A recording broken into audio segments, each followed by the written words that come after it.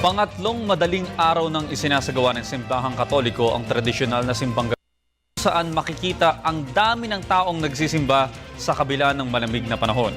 Kapansin-pansin din ang dami ng mga kabataang nagsidagsa sa simbahan sa mga oras ng Misa de Gallo. Subalit, nananawagan si Manila Auxiliary Bishop Broderick Pabilio, Chairman ng Episcopal Commission on Public Affairs ng CBCP, na iwasan ng mga kabataan ang pakikipagbarkada at pagliligawan sa mga simbahan o yung mga tinatawag nating jejemon, taliwas sa tunay na pakay ng pagdalo sa misa at isapuso ang tunay na kahalagahan at kahulugan ng simbang gabi.